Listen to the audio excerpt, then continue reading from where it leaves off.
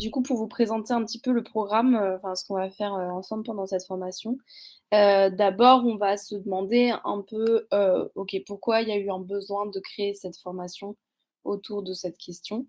Donc on verra un petit peu, quels sont, enfin à quels besoins, répond cette formation. Ensuite, on aura une petite partie un peu plus théorique sur, les définitions. Qu'est-ce que c'est le genre? Qu'est-ce que c'est le patriarcat? Et cetera. Et ensuite, on passera à une partie qui, sera plutôt sur, pourquoi déconstruire, les structures patriarcales dans les milieux militants. C'est-à-dire, en fait, quelles sont, les dominations spécifiques dans ce milieu et pourquoi, ce besoin, de les limiter au maximum. Et ensuite, on fera une partie qui sera plutôt, en sous-groupe, donc de réflexion, d'échange et où on se réunira après cette partie-là, pour faire un retour, et peut-être des solutions pour, réduire, justement, ces dominations, en milieu militant. On vous demandera donc, en fait, si à un moment dans ces groupes, de réflexion, on se demandera si enfin, on vous demandera si vous avez été confrontés et ou témoin, d'une situation où vous avez ressenti de la domination masculine et est-ce que vous en avez parfois été acteur ou actrice? Et donc quel genre de solution on peut trouver pour, réduire, toute forme de domination masculine? Donc je vous donne ces questions-là tout de suite pour que peut-être, quand on parlera, ça vous vienne, que vous puissiez noter vos petites idées, ça: «Ah tiens, ça me rappelle quelque chose que j'ai vécu» et cetera et pour pouvoir en discuter en groupe après. Hem, Est-ce que jusque-là, il y a des questions, des remarques, des suggestions ou autres? Du coup, on va, d'abord, réfléchir un peu sur, pourquoi on a créé cette formation, autour de la question des dominations masculines, en milieu militant. Hem, D'abord, c'est parce que, donc là, on est tous et toutes, d'Extinction Rebellion. C'est, parfois une formation qu'on donne aussi, quand avec, d'autres personnes qui sont pas de XR. Et donc on est un mouvement qui luttons contre les dominations, qui refusons à la fois, enfin toutes les structures d'oppression, dont, les structures, patriarcales. Et en fait, le refus de ces structures patriarcales, font partie du premier principe. Puisqu'il y a enfin on dit que, nous nous soulevons au nom de la vérité et refusons à continuer à consentir à l'écocide, à l'oppression et au patriarcat. Donc en fait, la lutte contre les dominations, liées, au sexe et au genre, est profondément liée à la lutte écologiste, en fait.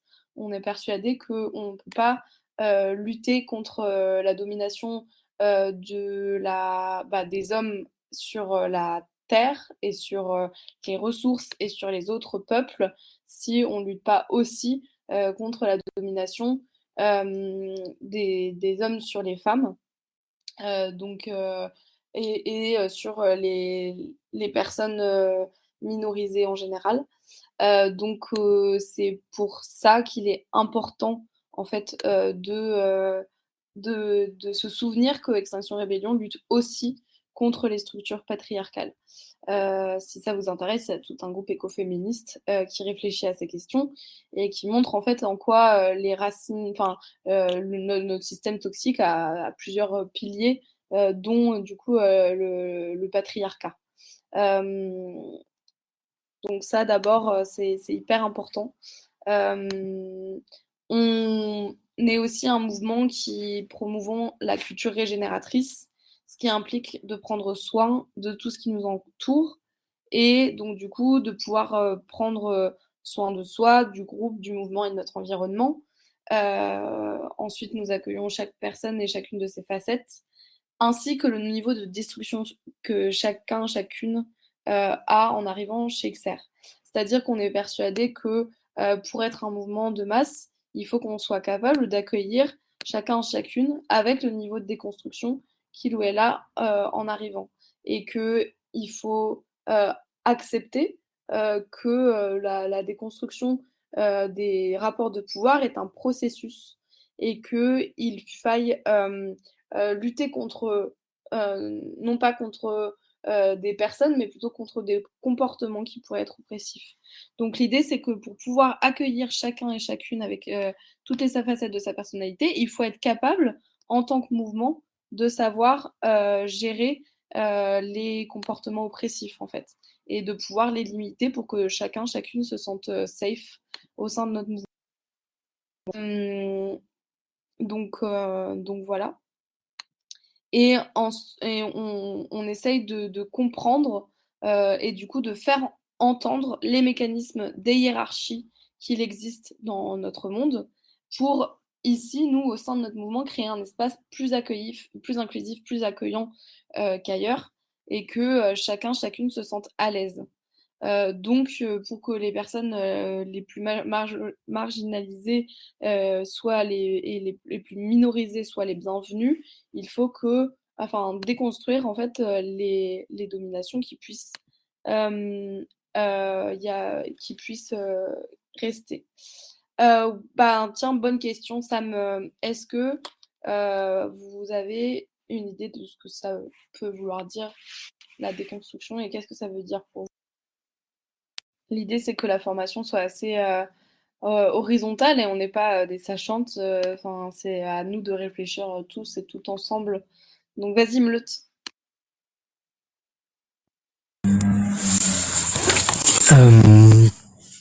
Euh, je dirais que c'est en gros quand on grandit dans notre société ou dans nos sociétés en général, en Europe, Amérique du Nord, tout ça, on apprend quand on est genré homme à être dans un rapport de domination, à voir les autres comme des êtres, qu'on devrait essayer de dominer, genre prendre plus souvent la parole, affirmer son point de vue.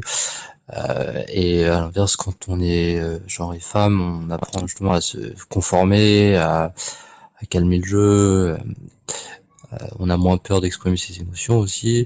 Enfin voilà, c'est tout un ensemble de comportements qu'on apprend malgré nous et qui n'apparaissent pas tout de suite comme toxiques, mais qui en fait finissent par l'être. Et quand il y a des gens qui n'arrivent pas à rentrer dans ces normes-là, et ben elles souffrent.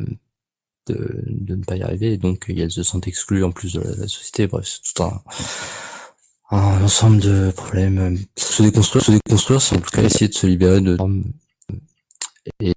enfin à la fois pour soi, mais à la fois vis-à-vis de la manière dont on traite les autres, quoi. Donc ça va dans les deux sens. Voilà, c'est juste une définition que je donnerais en balcon pour faire simple, pour faire court. J'ai dit. Très juste, Mleut, merci. Je suis assez d'accord avec toi. Arc-en-ciel. Moi, du coup, je dirais prendre conscience des privilèges qu'on a et ou des oppressions qu'on subit, comprendre qu'est-ce qui se joue derrière et du coup, l'objectif, c'est de créer ce qu'on appelle entre guillemets un environnement safe. Voilà, grosso modo. Ok, super.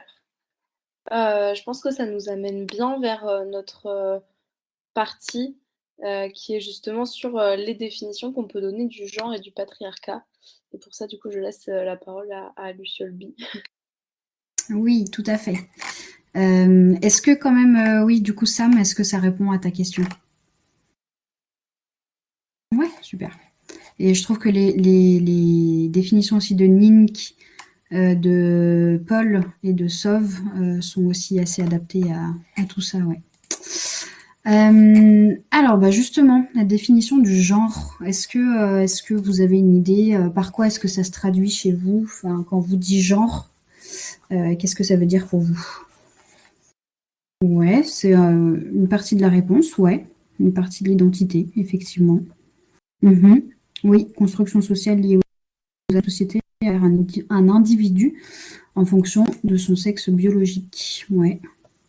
Un peu comme une étiquette qui nous est attribuée et qu'on attribue. Effectivement. bonne question. Je crois que je comprends genre comme une caractéristique constitutive de mon identité qui m'a été attribuée à ma naissance, parce que le sexe est comme qui et pas comme ça, voire avant, et qui est socialement, naturellement construite, à laquelle il vaut mieux socialement former. Ouais, complètement. Effectivement, ça regroupe un petit peu tout ça. En fait, le genre a différents aspects. Effectivement, à la base, quand on est, même avant, comme tu dis, Nink, avant la naissance, pour les personnes qui on peut savoir que c'est bébé avant qu'ils naissent. Du coup, voilà, dès qu'on est assigné à un genre, que ce soit féminin ou masculin, dans nos sociétés à nous, ici en France occidentale. Et cette étiquette, en fait, c'est finalement une première étiquette, donc au-delà du genre biologique. Après, on a tout ce que ça comporte comme caractéristique. Donc le genre, c'est aussi ça. C'est comment est-ce qu'on est socialisé en tant que femme ou en tant qu'homme dans la société. Je parle volontairement des deux et pas encore de ce qu'il peut y avoir autre que femme et homme, parce que dans notre société, c'est très binaire pour le moment. Voilà. À partir du moment où on a ce petit F et ce petit M à côté de notre identité, fatalement, il y a tout un système de pensée et d'étiquette qui se met en place. Qu'on le veuille ou non, en fait, c'est la société dans laquelle on est posé qui va faire en sorte que tel ou tel comportement va conditionner notre éducation. L'idée, avant même que là on veuille lutter contre, c'est de pouvoir se rendre de ce étiquette. En effet, donc du coup, le genre, c'est en effet différent du sexe, dans le sens où il y a le sexe biologique, donc c'est-à-dire en gros nos organes génitaux, qui sont en fait plus ou moins, en gros sur ça aussi c'est un spectre, mais du pénis à la vulve, etc., et qui du coup définit notre genre à la naissance, et qui notre genre, c'est donc l'identité qu'on se donne, l'identité sociale. Alors, Luciolby, je te laisse reprendre.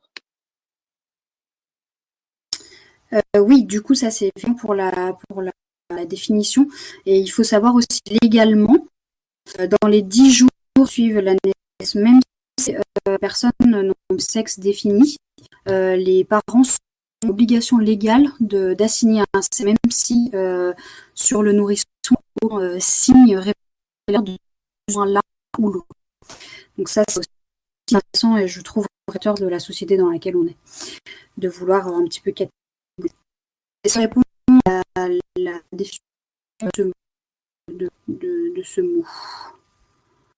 Du coup, est-ce que, est-ce que ces définitions, alors même si c'est juste un petit peu haché, vous fait un petit peu réagir par rapport à ça? Donc par rapport, en fait, aux étiquettes qu'on colle sur les personnes pour les catégoriser dans un genre ou un autre. Est-ce qu'il y a des réflexions qui vous viennent? N'hésitez pas à prendre la parole. Oui, je sais pas si j'ai très bien tout compris, mais de ce que j'ai compris de la définition, il y a une partie sur le fait de simplement prendre conscience de cette étiquette de genre avant d'essayer de la modifier ou si on le souhaite. Et je pense que c'est ce qui est important en fait, même au sein d'XR, c'est que tout le monde en ait conscience. Et c'est à partir de cela qu'on peut commencer à avancer et que chacun puisse dire ce qu'il souhaite déconstruire ou non, en fait. Parce que après, c'est à chacun de voir. Mais du coup, c'est ça que je trouvais pas réellement intéressant, c'est de dire que c'est la conscience qui est un peu la base de tout, si j'ai bien compris. Ouais, tout à fait. Et en effet, si on, comme tu le dis, Nick, si on colle une étiquette sur quelqu'un ou quelqu'une, il ou elle va être obligé de réagir selon cette étiquette et donc du coup se conformer quelque part à ce qu'on attend de lui ou elle. Et Alfred, tu trouves que ces assignations de genre sont violentes, ça a des conséquences énormes sur nos vies, nos droits et nos libertés, puisque en effet, il s'agit de nos identités et que en fait, pour n'importe quel autre aspect de nos identités, on voit, il y a beaucoup moins de difficultés à en changer. C'est-à-dire, par exemple, si vous êtes né à un endroit, il suffit de déménager pour qu'un jour on vous prenne pour quelqu'un exemple, si on peut parler d'autres aspects de l'identité, en fait, qui sont beaucoup plus fluides. Mais le genre, en fait, c'est une catégorisation dont les gens ont tout de suite besoin, en fait, pour mettre les personnes dans des bocaux qu'ils ont préconçus pour leur cerveau. C'est donc c'est ce qui s'appelle le stéréotype. Donc, c'est en fait catégoriser un groupe, enfin une personne dans un groupe. Après, il faut comprendre aussi que ces étiquettes, elles sont utiles pour notre cerveau. C'est-à-dire que notre cerveau, il a besoin de catégoriser et il faut donc du temps pour comprendre que ces catégorisations qu'on a fait sont des constructions, que donc ce sont des étiquettes et que ces étiquettes, si on souhaite lutter contre, ça va forcément prendre du temps. Parce qu'il faut déjà identifier l'étiquette qu'on a mise, pourquoi on l'a collée de la sorte. Une fois que j'ai repéré cette étiquette, qu'est-ce qui fait que tout ce que je mets comme, à quelqu'un comme appartenant au genre par exemple féminin, qu'est-ce que je vais accoler en fait à cette étiquette-là. Donc, c'est-à-dire que les étiquettes, elles vont être plus ou moins négatives, positives, elles vont porter des valeurs, elles vont porter et cette assignation, en fait, ça met vraiment du temps à justement les décorréler. Donc, en fait, ces étiquettes, même quand on les voit, il est difficile de les décoller. C'est très difficile en fait, notre cerveau, déjà, il va négliger les traits non caractéristiques de la catégorie. Donc, c'est-à-dire que, par exemple, si on a mis une personne et qu'on l'identifie comme homme dans notre cerveau, on va voir que ce qui a trait à la virilité, etc. Et on ne va pas vouloir voir que cet homme, par exemple, est sensible dans notre cerveau comme quelqu'un qui serait une femme. On va focaliser du coup sur les caractéristiques de la catégorie pour que l'étiquette corresponde à ce qu'on a collé. Et on va même inventer des caractéristiques pour coller à ce qu'on veut voir.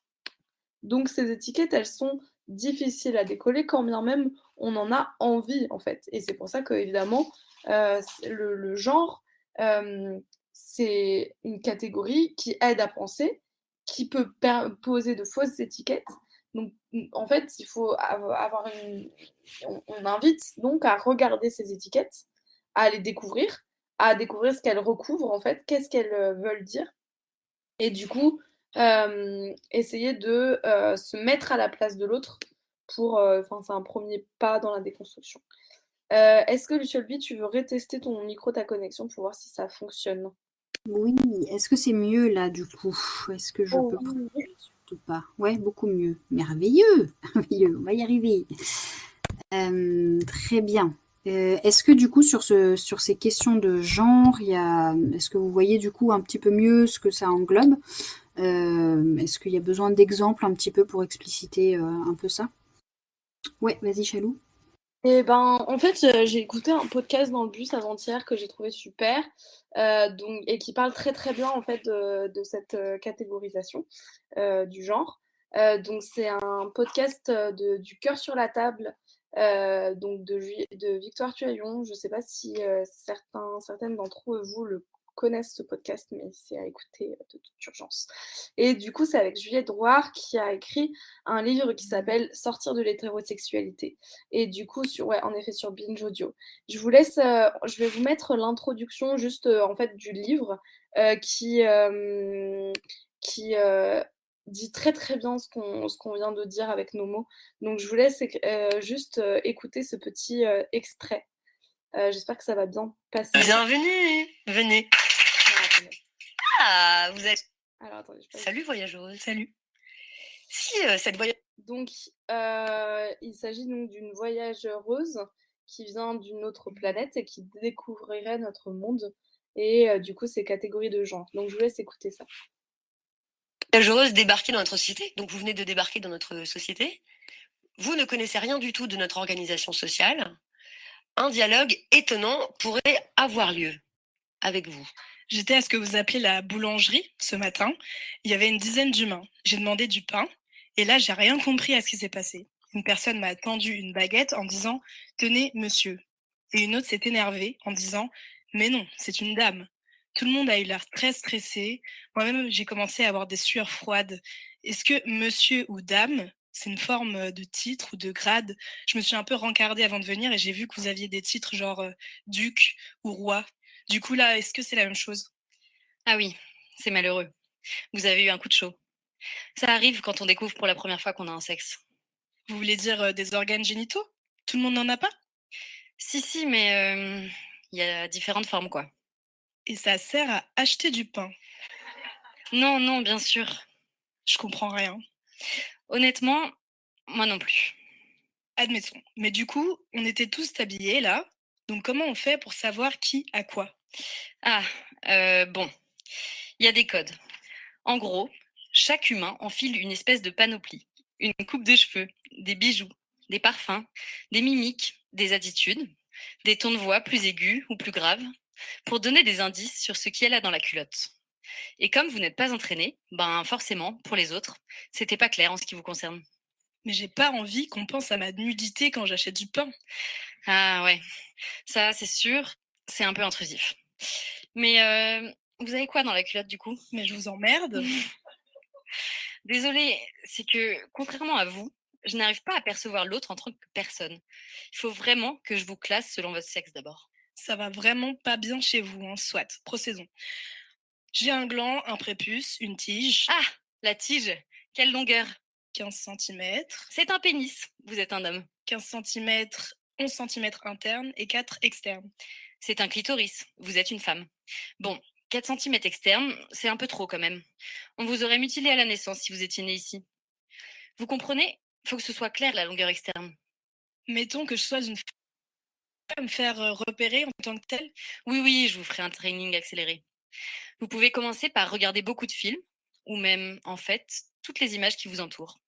Vous verrez, il y a tout le temps les mots hommes et femmes sur les pancartes, avec les symboles adéquats.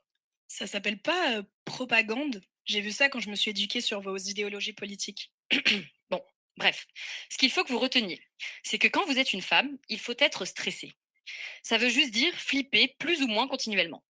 Vous serrez les fesses, vous croisez les jambes, vous portez les vêtements et les chaussures les plus inconfortables. Surtout quand vous croisez des hommes. Là, vous montrez le plus de stress et de docilité possible. Voix douce ou aiguë, l'air gêné, pas les pieds ancrés dans le sol, plutôt en flottement ou perché. En gros, montrez que vous êtes soumise et que leur présence compte pour vous.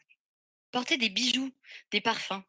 Faites-vous petite, qu'ils puissent avoir l'impression qu'ils peuvent vous déplacer, que leur regard vous fait exister, vous émeut.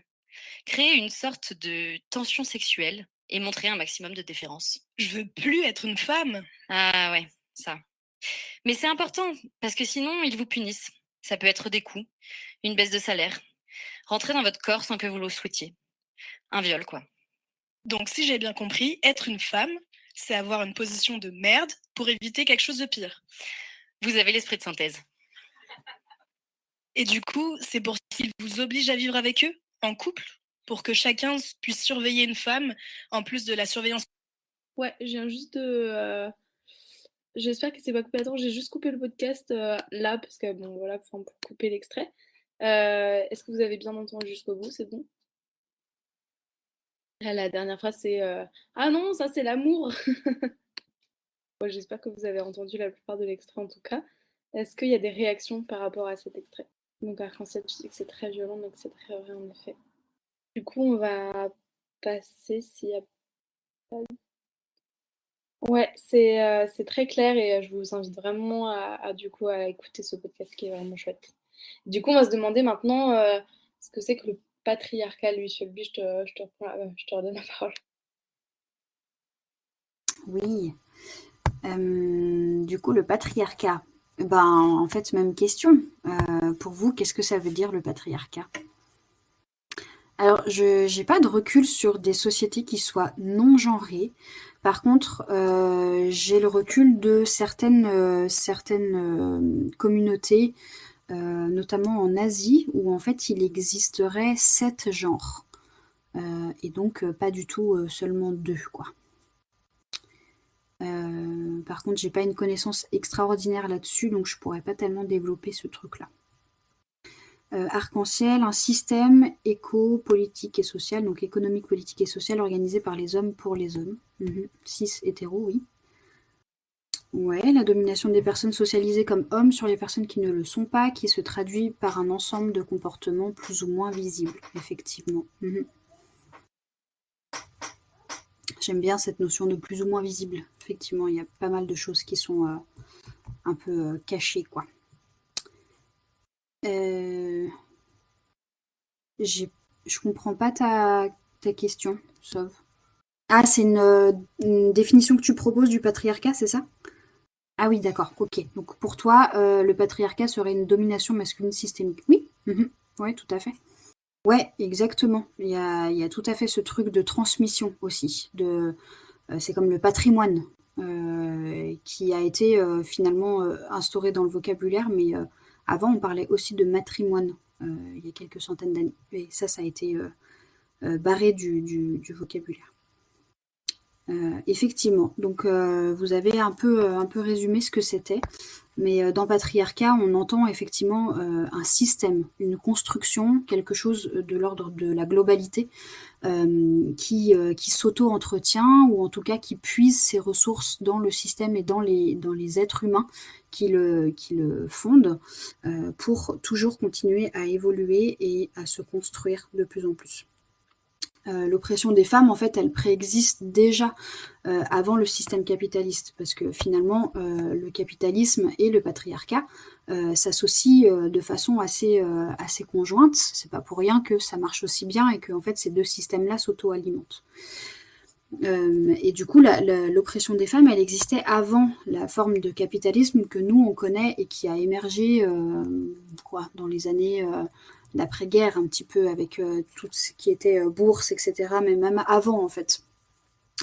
Voilà, donc en fait, il n'est pas tellement question là-dedans d'agissement individuel, même si effectivement c'est important. Mais en fait, il faut bien prendre conscience que une personne qui est issue d'une minorité de genre et une personne qui est issue d'hommes cisgenres, on est tous et toutes à tous les niveaux soumis et soumises à ce système-là. Je fais un lien très rapide avec tout ce qui est écoféminisme. Alors, il y a plein d'écoféminismes différents, mais on voit quand même que la caractéristique qui se retrouve dans les écoféminismes, c'est que la cible, c'est le patriarcapitalisme qu'on appelle, donc le condensé de patriarcat et capitalisme, comme un système, un tout, dans lequel on est vraiment dépendant et dépendante et qu'on essaye à tout prix de se sortir de ça. Voilà, donc vraiment penser le patriarcat en termes de système en entier. Le patriarcat, en fait, il est issu, en plus de cette différenciation de genre, de ce qu'on a parlé là tout à l'heure, par rapport à la naissance aux homme ou femme.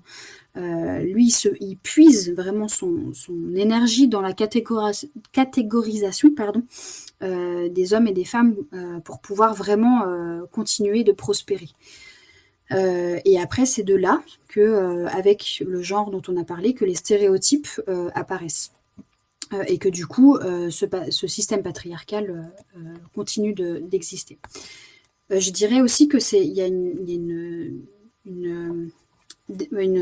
un aspect, je vais y arriver, qui est aussi assez prégnant et dans notre société à nous, en tout cas française en Occident, et qui a aidé aussi à l'émergence du patriarcat, c'est aussi toute cette structure et cette culture judéo-chrétienne. S'il y en a qui connaissent un petit peu la Bible notamment, c'est bien spécifié qu'au début de la Bible, quand il y a Adam et Ève, c'est marqué dans les textes que l'homme dominera le monde, dominera la nature, et par extension, que la femme sera soumise à l'homme. Ça, c'est des passages qui sont écrits dans les Anciens Testaments. Donc, on voit aussi que par l'histoire culturelle et religieuse, il y a quelque chose vraiment qui s'est instauré de part et d'autre, mais du coup, dans tous les aspects de la société, où le patriarcat a réussi à prospérer et à prendre vraiment racine dans la société, quoi. Et les stéréotypes qu'on connaît tous et toutes, mais on peut en citer pas mal, mais c'est une femme sera plus à même d'être plus proche des émotions, ce genre de choses, ou pareil, un bébé garçon, dès qu'il naît et qu'il pleure, c'est parce qu'il est en colère, parce qu'il a déjà un fort caractère, parce qu'il veut se faire respecter. Et à l'inverse, un bébé fille ce sera plus parce qu'elle est triste, ou alors c'est des caprices, ou des choses comme ça. Le style vestimentaire aussi, il y a beaucoup, les couleurs roses et bleues. Voilà, il y a plein de choses qui catégorisent ça et qui entretiennent ça, et on voit aussi beaucoup ça par rapport à la représentation de la femme dans tous les aspects qui nous entourent. On verra beaucoup plus souvent, soit à la télé, soit dans les pubs, soit dans ce que j'appelle les sucettes, là, mais les panneaux de publicité dans la rue, des femmes dénudées que des hommes dénudés. Le corps et l'hypersexualisation de la femme fait partie aussi de cette oppression. Voilà, sans oublier aussi les oppressions de race, ou les autres oppressions qui peuvent aussi être complètement combinées et à l'intersection de plein de choses par rapport à ça. Voilà, est-ce que vous voulez compléter un petit peu par rapport au patriarcat? Est-ce que c'est assez clair? Est-ce qu'il y a des questions? S'il n'y a pas de questions, je propose du coup de passer à la suite et de parler de déconstruire les structures patriarcales, et du coup dans les milieux militants. Et je te passe la parole du coup, Chalou. Yes, merci beaucoup. Du coup, en effet, on a dit en introduction qu'on était un mouvement qui entendait lutter contre tous les rapports de pouvoir, y compris les rapports de domination et de domination masculine. Cependant, il faut bien prendre conscience que c'est pas parce qu'on est un mouvement qui est en effet plus inclusif, plus safe et plus chouette qu'ailleurs, qu'il ne reste pas des traces en fait de ces dominations masculines, de ces structures de pouvoir, puisque en fait la domination masculine étant présente partout, elle l'est aussi au sein de nos mouvements. Mais il faut faire attention justement à ce que dans nos mouvements, elle ne soit pas insidieuse.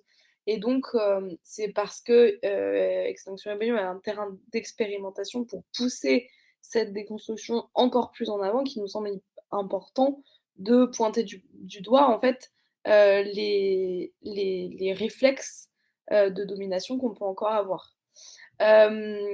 Donc en fait, ces structures patriarcales, elles peuvent être encore présentes et visibles de manière assez, moins, moins tout de suite évidente que dans d'autres milieux, mais quand même rester. Donc l'idée, c'est de les pointer pour pouvoir essayer d'avoir en fait le moins de reste de ces stéréotypes dans nos mouvements, et être encore plus dans cette déconstruction des rapports de pouvoir qui nous permettront à long terme de lutter de manière durable pour une société plus juste et qui respecte le vivant. Donc d'abord, c'est parce que les hommes cisgenres et les femmes cis ont été sociabilisés comme tels que en fait, il est difficile de se séparer de nos habitus patriarcaux. Donc l'habitus, c'est un terme sociologique qui a été popularisé par Pierre Bourdieu, et en fait qui désigne une manière d'être, un ensemble de comportements qui a été acquis par un individu ou par un groupe social. Et ces habitus, il est difficile de s'en défaire. Donc le sexisme en milieu militant, en fait, reconduit un sexisme qui structure la société tout entière. Il y a plusieurs choses qui font qu'il reste en fait du sexisme dans nos milieux militants. D'abord, et ça a été étudié notamment par Franck Dupuy-Derry, qui dit que en fait l'histoire telle qu'elle est enseignée est souvent enseignée comme l'histoire des grands hommes. En fait, la participation des femmes aux luttes a été largement invisibilisée dans l'histoire, voire quasiment totalement oubliée. Donc, on a tendance en fait à avoir comme modèle des modèles où on imagine que ce sont les hommes qui ont lutté, qui ont milité, notamment en plus d'autant plus dans des mouvements qui ont été pas forcément non violents. Donc en fait, dans les milieux militants, les femmes peuvent avoir du mal à trouver leur place, femmes et minorités de genre pour le coup, puisque en fait, il y a une difficulté à trouver sa légitimité, pour celle-ci, dans une histoire, qui a été, écrite du côté des hommes. On a par exemple, souvent, les rôles dans les cohortes d'action sont plutôt, heu enfin pour les rôles les plus engageants, c'est souvent aux hommes qui sont confiés. Hem, Ça peut être aussi des difficultés, par exemple, à prendre la parole ou à être écouté, tandis que les hommes sont plutôt socialisés à prendre la parole et à prendre l'espace et donc du coup, ils peuvent avoir tendance, par exemple, à couper davantage la parole aux femmes, à valoriser davantage les discours des autres hommes plutôt de ce enfin que, le même discours mais dit par une femme et donc il faut montrer, que, enfin, pour une femme, heu, être, entendue en milieu militant, c'est aussi s'assurer, d'avoir, a priori, une bonne présentation de soi, une bonne maîtrise, en fait, du discours militant pour pouvoir être entendues, puisqu'elles ont enfin, les femmes ont tendance plutôt à s'auto-déprécier. Oh, je sais pas si c'est français ça, mais plus d'avoir tendance plus à s'excuser plus, à avoir, moins tendance à prendre la parole, et cetera et cetera. Donc ça, c'est un des aspects. C'est, donc on fera des retours, ensuite en petits groupes un peu sur, comment on peut encore vivre, ce genre, ce genre d'expérience, dans nos mouvements. Hem, Ensuite, il y a ce qu'on pourrait dire une division sexuelle du travail, heu, qui est aussi dans le lieu militant. Dans le sens où, heu, on a une culture organisationnelle qui peut contribuer à la consolidation du rapport, du pouvoir et des privilèges masculins. Donc chez Extinction Rebellion, on a la chance d'avoir un mouvement où il y a genre la volonté de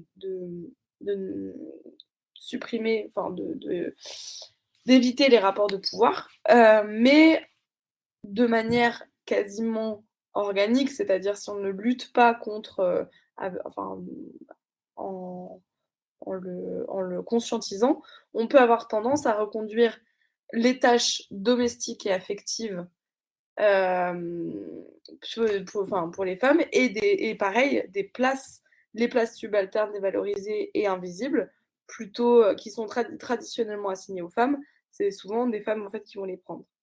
Donc par exemple, ça pourrait être, des tâches plutôt, par exemple, engageantes en termes de risques juridiques ou de carrure sportive et cetera, d'engagement du corps peuvent être davantage avoir tendance à être pris par les hommes. Tandis que, les tâches, par exemple, de soins et cetera, peuvent avoir tendance à être prises beaucoup plus facilement par les femmes. Hem, donc voilà, et souvent, en fait, c'est ce que montrent certains textes qu'on vous fera lire après. Souvent, c'est, voilà, les hommes, ils ont plus tendance à plus répondre aux médias, à être plus ceux qui discutent avec la police, par exemple, qu'on voit plus donc ça, c'est plein de c'est issu de plein de d'études, hein, qui ont été menées par différents sociologues. Par exemple, voilà les l'engagement militant, selon, Eliane Duriez, qui est une sociologue, il est aussi fortement structuré par le don de soi, hem, qui est un peu, à l'opposé d'une logique individualiste centrée sur des objectifs carriéristes, qui est un peu, les valeurs qu'on a assignées au masculin pendant des années. C'est-à-dire qu'en gros, on l'a vu avec, par exemple, Emma, elle parlait de la charge écologique. En fait, hem, enfin le l'engagement militant, c'est un peu, hem Ça peut être un moyen, en fait, pour certains hommes, par exemple, d'entre guillemets «faire carrière», en fait, puisque, c'est les mêmes compétences qu'on leur demande, dans ce domaine-là, que dans la sphère du travail qui est majoritairement, viriliste, on va dire. Hem Souvent, par exemple, les femmes, elles vont être plus empêchées d'avoir un engagement militant dans la mesure où elles sont en fait, où à la maison, elles ont la charge du travail reproductif, donc par exemple le travail ménager, l'éducation des enfants et cetera.